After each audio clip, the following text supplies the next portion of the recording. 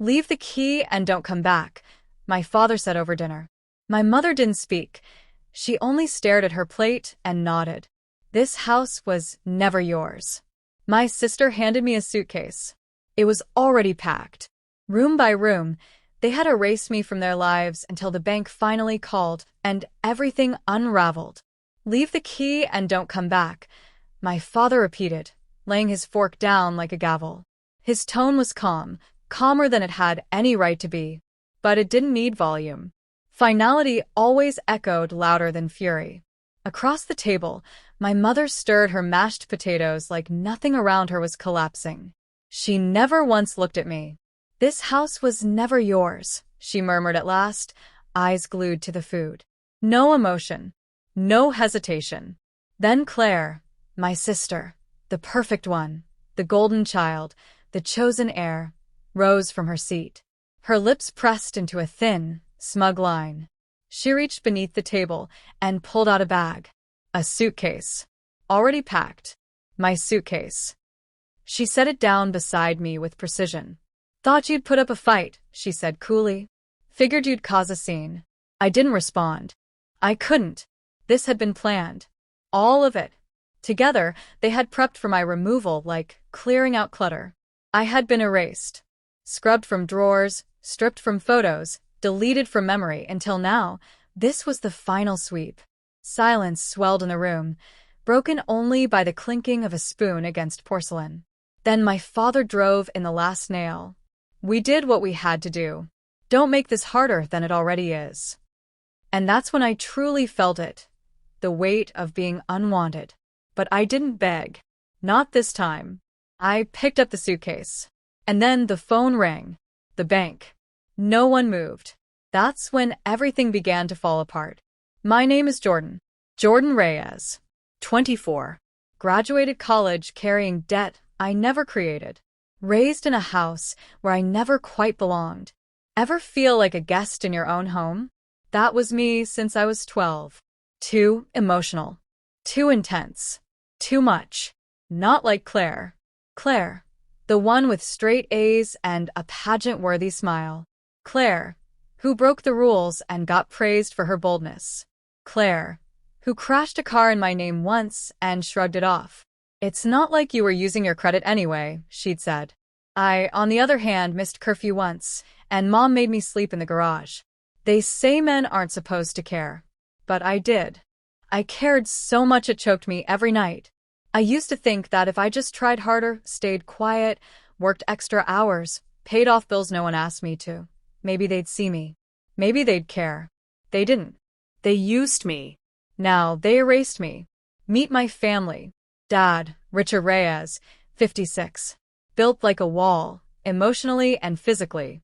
Loved with conditions. Co-signed loans in my name without telling me. Defaulted. Said it was family business. Mom, Elaine Reyes, 54. Polished. Cold. Obsessed with appearances. When I once broke down crying after juggling 2 jobs to help with the mortgage, she just said, "Man up. Don't embarrass yourself." Claire Reyes, 27. Everything I wasn't. Smart, favored, bulletproof. Once totaled a car and let me take the blame. Didn't say thanks. Didn't say sorry. You co-signed a second mortgage in my name, I said. My voice was low but unwavering. The air froze. You're overreacting, Dad muttered. It was just to help cover the house. We were short.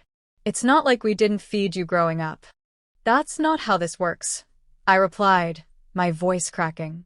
You used my name, my credit, and you never even told me. Claire rolled her eyes. Oh my God, Jordan. It's just numbers. They're fixing it now. You act like we stole your kidney. I didn't ask to be your scapegoat, I said, jaw clenched. You had choices. You chose me. Mom sighed like she was already tired of the discussion. We needed someone to step up. Claire was buying her condo. Your father was between jobs. You were available. Available. Like a shelf. Like a drawer. Like a damn wrench. I gave you everything I had, I whispered. No one heard it. Except me. I worked myself sick. cleaned up every mess, took every hit, and when things went wrong, you pointed fingers. Claire laughed under her breath. You're always so dramatic. You think the world owes you something just for acting like a grown-up. Dad stood up and slammed his palm on the table. Enough. You're a man. Take some damn responsibility. Stop acting like a victim. Victim. That word. It made me laugh. Quietly. But it echoed. You're right, I said. I am a man. 3 years ago, Claire got drunk at a party. Called me sobbing. I hit something, she cried. I don't know if it was a deer or a person. I drove 40 minutes at 2 in the morning. Took the blame. Filed the insurance. Paid the deductible. Told no one. 2 weeks later, she posted a bikini pic with a caption. Blessed. Everything's falling into place. No thank you. No apology. No one ever asked where my tuition money went. No one cared that I dropped out to pick up more shifts. Then the bank called. The house was in my name. The second mortgage was defaulting. I listened. Hung up. Called a lawyer. I collected everything. Voicemails. Texts. Insurance reports. Copies of the forged signature.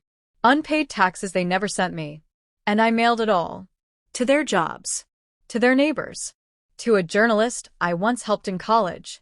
That night at dinner, just as Claire reached for her wine, my phone buzzed. I flipped the screen around. The first article had dropped. Family fraud. How a son was erased to save a house. Mom went pale. Dad's fists clenched. Claire's wine glass cracked in her hand. You think you'll get away with this? Dad growled.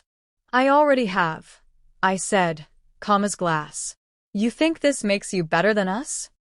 Claire shouted. You're ruining everything. You ruined yourselves, I said. My voice didn't even rise. Can you hear me now? Or should I send another file? Mom finally cried. Not for me. For their reputation. For what they lost. You're heartless, she whispered. No, I said. I just got tired of bleeding for people who kept stabbing me. And I walked out. Suitcase in hand. The next day, Claire called. Not to apologize. Not really. Why didn't you just talk to us? I smiled into the wind. I've been talking my whole life. You just never listened. She was quiet. Then, you were right about a lot of it. I didn't say anything. I hope you find something better. I already am. I hung up. Now I live in a one-bedroom apartment. Small. Quiet. Peaceful. The windows let in sunlight, not judgment. I sleep deeply. No footsteps above me. No guilt curling at my feet like a ghost. Sometimes I wonder if they'll ever change. Maybe they will. Maybe they won't. But I'm no longer their mirror to shatter. I see my own reflection now. And I don't flinch. Forgiveness? Maybe one day. But not to forget. To heal. I'm still Jordan Reyes. I'm still standing. And finally, that's enough.